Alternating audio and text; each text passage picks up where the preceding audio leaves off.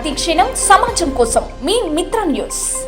Congress party అధికారంలోకి వచ్చిన తర్వాత ఏదో ఒక విధంగా పని కల్పించుకొని బదనాం చేయడానికి టీఆర్ఎస్ ప్రభుత్వం పూనుకుందని మున్సిపల్ చైర్మన్ ఆనంద్ గౌడ్ ఆరోపించారు. సర్వే నంబర్ 523లో ఇల్లు కోల్పోయిన వారిలో అర్హులైన వారికి ఇందిరమ్మ ఇల్లు ఇవ్వడానికి తమ ప్రభుత్వం, తమ ఎమ్మెల్యే ఎన్ఎం శ్రీనివాసరెడ్డి సిద్ధంగా ఉన్నారని ఆయన గుర్తు చేశారు. గతంలో కోట్ల రూపాయలు ఖర్చు చేసినట్లు చూపించారని, తాను దాదాపుగా 38 వార్డులు తిరిగానని, ఏ వార్డులో అభివృద్ధి కనిపించలేదని అన్నారు. ప్రొసీడింగ్ లేకుండా ఇష్టం వచ్చినట్లు పనులు చూపించారు, కానీ ఎక్కడ వాటి పనులు చేయలేదని ఆయన అన్నారు. చట్టం తన పని తాను చేసుకుంటూ పోతుందని, అధికారులు విచారణ చేస్తున్నారు, తప్పు చేసిన వారిని వదిలిపెట్టరని ఆయన అన్నారు. ప్రజలు అన్నీ గమనిస్తున్నారని, ప్రజలను తప్పుదోవ పట్టించడానికి టీఆర్ఎస్ నాయకులు చేసిన ప్రయత్నాలు నెరవేరవని ఆయన అన్నారు. తమ ఎమ్మెల్యేపై ఇష్టం వచ్చినట్లు మాట్లాడితే సహించేదే లేదని ఆయన హెచ్చరించారు. ఈ కార్యక్రమంలో కాంగ్రెస్ పార్టీ జిల్లా ప్రధాన కార్యదర్శి అబ్దుల్ సిరాజ్ ఖాద్రి, మహబూబ్ నగర్ మండల అధ్యక్షులు ఎం నరసింహారెడ్డి, పట్టణ అధ్యక్షులు Lakshman Yadav, market committee vice chairman పెద్ద విజయ్ కుమార్ తదితరులు పాల్గొన్నారు. ఓర్వలేని తనంతో నిజంగా కూడా కాంగ్రెస్ ప్రభుత్వం వచ్చిన తర్వాత ఎలాగైనా బదనాం చేయాలి, ఏదో ఒక మాట మాట్లాడాలి, పబ్లిక్లో ఏదో ఒక బదనాం చేయాలనే ఉద్దేశంతో వాళ్ళు చాలా ఇబ్బంది పడుతూ ఉన్నారు. వాళ్ళు భరించలేకపోతూ ఉన్నారు. నిన్న 523 సర్వే నెంబర్ మీద మాట్లాడినరు. 523 సర్వే నెంబర్ సంబంధించింది గవర్నమెంట్ సర్వే నెంబర్. అదైతే అసైన్ ల్యాండ్. అసైన్ ల్యాండ్కి సంబంధించి వాళ్ళు ఎమ్మెల్యే గారిని మీద వాళ్ళు మాట్లాడుతూ ఉన్నారు. వాళ్ళు అసైన్ ల్యాండ్స్ గురించి సంబంధించిన రెవెన్యూ అధికారులు కానీ, సంబంధించిన పోలీస్ అధికారులు కానీ వాళ్ళందరూ కూడా దాని మీద ఇన్వెస్టిగేషన్ చేసి దాని మీద మొత్తం ఎంక్వైరీ పెట్టి వాళ్ళు దాంట్లో చొరవ తీసుకొని వాళ్ళు దాన్ని చూస్తూ ఉన్నారు. దానికి ఎమ్మెల్యే గారికి ఎలాంటి సంబంధం కూడా లేదు. ముఖ్యంగా 523లో జరిగిన ఏదైతే సంఘటన ఉందో దానికి వారు వికలాంగులు కానీ, పేదవారు కానీ ఎవరైనా సరే ఈరోజు అనవసరంగా మధ్యవర్తులు, దళారులు నిజంగా వాళ్ళను మోసం చేసి మొత్తం ప్రజా భూములను, గవర్నమెంట్ భూములను, ప్రభుత్వ భూములను కాజేస్తున్నారు. దుర్వినియోగం అయిపోతున్న ఉద్దేశంతో నిజంగా ప్రభుత్వాధికారులు చేసింది ఒకటి చర్య. అలాంటి టైంలో కూడా ఇప్పుడు ఒకటే మేము ఆ బ్లైండ్స్ కానీ ఇంకెవరైనా కానీ పేదవారికి ఎవరికైతే ఉన్నారో ఆ ప్లేస్లో ఎవరికైతే ఇబ్బంది కలిగిందో వాళ్ళందరికీ కూడా ఇందిరమ్మ ఇల్లు కట్టించి ఇస్తామని కూడా మా ఎమ్మెల్యే గారు చెప్పడం జరిగింది. వాళ్ళు ఎవరైనా పేదవారు వారికి ఖచ్చితంగా మనం న్యాయం చేయాలి, వారికి ఇందిరమ్మ ఇల్లు అక్కడే కట్టించిస్తామని కూడా చెప్పిండ్రు. మళ్ళీ ఎంక్వైరీ చేసినా రీఎంక్వైరీ చేసినా వాళ్ళు పేదవాళ్ళు అవుతారు. వాళ్ళకు మళ్ళీ పట్ట సర్టిఫికెట్ ఇప్పించి వాళ్ళకి ఇందిరమ్మ ఇల్లు ఇద్దామని చెప్పి కూడా వారు చెప్పడం జరిగింది. అలాగే ఈరోజు డెవలప్మెంట్స్ గురించి మాట్లాడితే, డెవలప్మెంట్ ముఖ్యంగా ఎలక్షన్ వస్తుందని ఆయన సందడి చేసి ఎన్నో ప్రొసీడింగ్స్ లేకుండా ఎన్నో చిన్న పేపర్ పట్టుకొని అన్ని శంకుస్థాపనలు చేసింది. ఈరోజు 100 కోట్లు వచ్చినాయి అన్నారు. 100 కోట్లు ఎక్కడున్నాయి? మేము వెతికినాం. 100 కోట్లు ఏమైనా డెవలప్మెంట్ చేయడానికి మాకు అవకాశం ఉందని ఇమీడియట్గా ప్రభుత్వం వచ్చినప్పుడు వెతికితే ఎక్కడ కూడా ఒక చిన్న పేపర్ దొరకలేదు. మాకు బీఆర్ఓ బడ్జెట్ రిలీజ్ ఆర్డర్ లేదు, ఫైనాన్స్ క్లియరెన్సే లేదు దానికి. ఈరోజు మా ఊనారులో మొన్న అందరం కూడా చూస్తూ ఉన్నాం. నేను ఈరోజు వరకు 49 వార్డులలో దాదాపుగా 39 వార్డులు, దాదాపుగా 30-40 వార్డుల దాకా తిరిగిన ఎక్కడ చూస్తే ఎక్కడి సమస్యలు అక్కడనే పేరుకుపోయి ఉన్నాయి. ఎక్కడ డెవలప్మెంట్ జరిగింది? డెవలప్మెంట్ జరిగితే ఎందుకే ఇబ్బందులు వస్తాయి మనకి?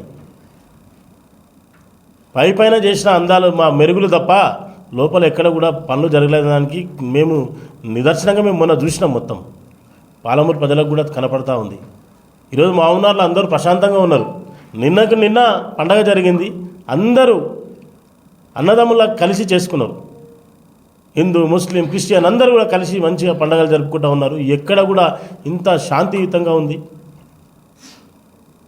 ఏదైతే మీరు శ్రీకాంత్ గౌడ్ మీద మీరు కేసు పెట్టింది అంటున్నారు, శ్రీకాంత్ గౌడ్ను పెట్టాలి అని నిజంగా నిశ్చయించుకుంటే ఎమ్మెల్యే గారు కానీ ఇంకెవరైనా కూడా నిశ్చయించుకుంటే A1గా పెడతారు, A4గా పెట్టరు. ఒకసారి మీరు గమనించాలి. దానికి ఎమ్మెల్యే గారికి ఆ కేసుకు ఎలాంటి సంబంధం లేదు. అదంతా పోలీసు ఎంక్వైరీ చేస్తూ ఉన్నారు, రెవెన్యూ వాళ్ళు ఎంక్వైరీ చేస్తూ ఉన్నారు. దాంట్లో అనవసరంగా ఏదో బురద జల్లాలనే ఉద్దేశంతో మాత్రం మాట్లాడద్దు. ముఖ్యంగా ఈరోజు పాలన గురించి తీసుకుంటే ఎమ్మెల్యే గారు మొన్నటికి మొన్న ఫ్లడ్స్ వచ్చినాయి. ఫ్లడ్స్ వస్తే ఇమ్మీడియట్గా 345 కాల్ చేసి ఏం జరుగుతుంది, ఏంది ఫ్లడ్స్ అది అంటే మాట్లాడి ఇమ్మీడియట్గా మమ్మల్ని అందరిని అలర్ట్ చేస్తే మేము మా కౌన్సిలర్లు, అధికారులు అందరిని కూడా అలర్ట్ చేసి ఆయన క్యాంప్ ఆఫీస్లో కూర్చొని ఆయనంతకు ఆయన పోయి షో చేసి ఫోటోలకు వీడియోలకు పోకుండా అందరిని అప్రమత్తం చేసి అందరి రెవెన్యూ అధికారులను కానీ, మున్సిపల్ సిబ్బందిని కానీ, కౌన్సిలర్స్ని కానీ, చైర్మన్లు కానీ, ప్రజాప్రతినిధులు కానీ, కాంగ్రెస్ పార్టీ నాయకులను కానీ అందరిని అలర్ట్ చేసి దాంట్లో భాగస్వాములను చేసి అందరిని కూడా చేసి ఆ ఫ్లడ్స్ను 3 గంటల్లో అరికట్టడానికి చూసిండు ఆయన. అంటే వారి పాలన ఏముందంటే నేనొక్కడినే కాదు అందరూ ఒకటై పనిచేస్తే సక్సెస్ అవుతాం అనే ఒక ఉద్దేశంతో ఉన్నవాడు. అనవసరంగా ఏదో బురద జల్లాలనే ఉద్దేశంతో మా ఎమ్మెల్యే గారిని మాట్లాడితే బాగుండదు, ఖబర్దార్ అని చెప్తా ఉన్నాం. మా ఎమ్మెల్యే గారి విషయంలో కానీ, మా కాంగ్రెస్ ప్రభుత్వం కానీ, కాంగ్రెస్ నాయకుల మీద మళ్ళీ ఇంకోసారి ఎప్పుడైనా మాట్లాడితే మాత్రం బాగుండదని కూడా మేము హెచ్చరిస్తూ ఉన్నాం.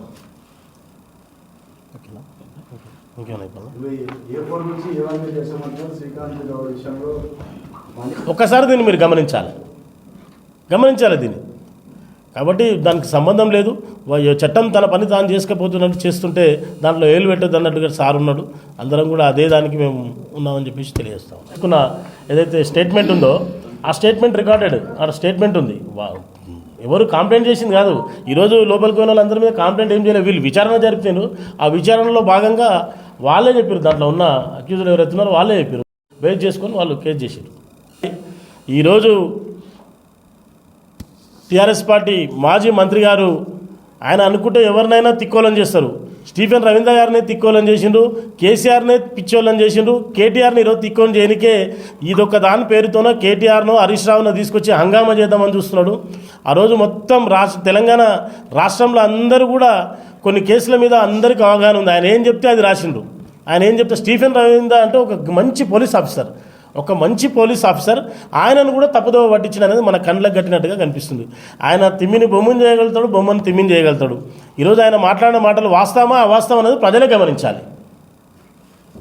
ఎక్కడి వాళ్ళైనా సరే మన మహబూబ్నగర్లో వచ్చి వాళ్ళు ఇప్పుడు ఇక్కడ ఉంటున్నారు కాబట్టి, స్థానికేతరులైనా వాళ్ళు మన దగ్గరనే నివాసం ఉంటున్నారు కాబట్టి వాళ్ళకైనా ఇక్కడి వాళ్ళకైనా ఎవరికైనా సరే వాళ్ళు పేదవాళ్ళు అర్హులైన వారికి వాళ్ళు ఖచ్చితంగా మాత్రం పట్టాలు ఇచ్చి అదే పట్టాల ప్లేస్లో ఇందిరమ్మ ఇళ్ళని కట్టిస్తామని చెప్పి కూడా మా ఎమ్మెల్యే గారు చెప్పడం జరిగింది.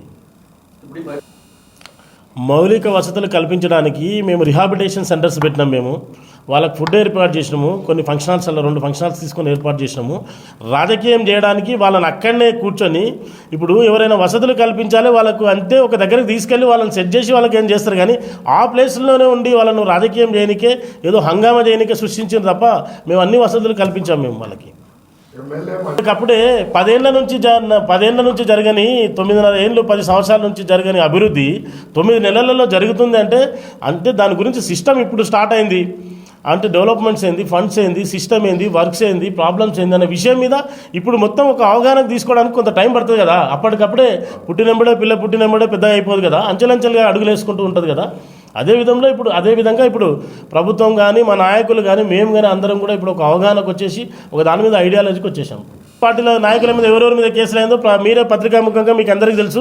గతంలో ఉన్న నాయకులకు టీఆర్ఎస్ పార్టీలో ఉన్న నాయకులు, కాంగ్రెస్ పార్టీలో ఉన్న నాయకులకు ఒకసారి మీరే ఒకసారి ఆత్మవిమర్శ చేసుకోండి. ఏమైనా నిజంగా కూడా ఏమైనా తప్పుడు కేసులు కానీ తప్పుడుగా కానీ ఎక్కడైనా ఇబ్బందులు కలిగి కేసులు పెడుతున్నారా కాంగ్రెస్ పార్టీ కానీ, కాంగ్రెస్ పార్టీ నాయకులు కానీ, ఎమ్మెల్యే కానీ ఎవరైనా చేస్తున్నారా? మీరు కూడా చెప్పండి.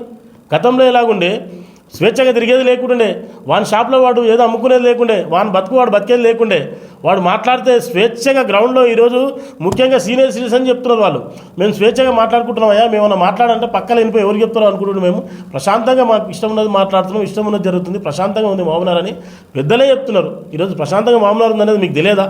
ఆ రోజు ఉన్నప్పుడు ఎంత ఇబ్బందులు పెట్టి ప్రతి ఒక్కరి మీద మూలిగితే కేసు, నవ్వుతే కేసు, ఏడిస్తే కేసు. ఈరోజు అలాగే జరుగుతుందా? మీరు ఒకసారి గమనించాలి. మీరు ఎవరైతే ఉన్నారో ఆ బాధితులు నిజంగా కూడా వాళ్ళే నేరుగా ఎమ్మెల్యే క్యాంప్ ఆఫీస్కి రావడం జరిగింది. వాళ్ళని పరామర్శించి మీకు ఖచ్చితంగా న్యాయం చేస్తానని ఆయన హామీ ఇచ్చిండు.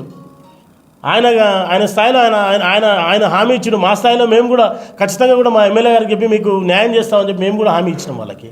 వాళ్ళు నేరుగా వచ్చి కలిసిరు. వాళ్ళు ప్రతి దాంట్లో మనం తలదూర్చడం ఇందాక చెప్తున్నాం కదా, వాళ్ళలాగా మేము ప్రతి దాంట్లో నిజంగా తప్పు ఉండి చట్టానికి ఎవరు చుట్టం కాదు, వాళ్ళు చేయాల్సిన పని వాళ్ళు చేస్తారు. పోలీసులకు ఆర్డర్ చేయడానికి ఎవరు వాళ్ళు, పోలీసు తన పని తాను చేస్తేనే కరెక్ట్గా ఉంటుంది. గతంలో ఉన్నప్పుడు ఏ ఒక్క పని చేయాలైనా మాజీ మినిస్టర్ గారి ఇన్స్ట్రక్షన్స్తో జరిగేది. అక్కడికి వెళ్ళి కలెక్టర్ పని ఆయనే, కావల్కారి పని ఆయనే, ఇంజనీర్ పని ఆయనే అన్నీ చెప్పేవాడు. ఈరోజు ఎస్పీ పని ఎస్పీ చేస్తున్నారు, కలెక్టర్ పని కలెక్టర్ చేస్తున్నారు, ఇంజనీర్ పని ఇంజనీర్ చేస్తున్నారు. ప్రతి అంటే ఎవరి పని వాళ్ళు చేస్తూ ఉన్నారు ఈరోజు. అంటే ఎవరిదైనా సరే వారి పని వాళ్ళు ఉన్నది వాళ్ళు చదువుకొని వాళ్ళ ఆ విద్యను వాళ్ళు ఇది చేసి ఖచ్చితంగా వాళ్ళు ట్రైన్ అయ్యి వాళ్ళు దాంట్లో ఉంటారు. వాళ్ళను మనం ఫాలో కావాలి. కానీ మనం వాళ్ళకు అడ్వైజ్ ఇవ్వడం ఏంది అంటే ఈరోజు పోలీసు వాళ్ళు చట్టం తన పని తాను చేసుకపోతుంది. ఎవరు కూడా ఆర్డర్స్ ఇయ్యరు, వాళ్ళ పని వాళ్ళు చేసుకుంటారు. మా పత్రికా సోదరులు, మా ఎలక్ట్రానిక్ మీడియా, మా ప్రెస్ మీడియా ఇలా ప్రశ్నించేందుకే ఎవరందరూ కాంప్లైంట్ చేసినందుకు ఇవన్నీ మళ్ళీ అడిగినందుకు కూడా 523 మీద నిజంగా రెవెన్యూ అధికారులు వాళ్ళు ఎల్లురు దాని మీద పోవడం జరిగింది. దయచేసి మళ్ళీ కూడా మీరు డ్యూటీపల్లి గురించి అడిగి మళ్ళీ ఏదో జరిగినాక మళ్ళీ మీరు మమ్మల్ని అంటారు. నేను చెప్తున్నాను కదా, ఇందాక కూడా అదే చెప్తున్నా. మీరు అందరినీ నేను చెప్పేది ఏంటంటే డ్యూటీపల్లిదైనా ఇంకేదైనా దైవటిపల్లిదైనా ఇంకేదైనా కూడా ఎంక్వైరీ చేపట్టి నిజంగా కూడా దాంట్లో ఏమైనా తప్పిదాలు ఉంటే వాళ్ళందరూ కూడా దాన్ని రెక్టిఫై చేయడానికి వాళ్ళు చూస్తూ ఉన్నారు. దాంట్లో ఎవరైనా కూడా ఎంటర్ కామని చెప్తున్నాం. అది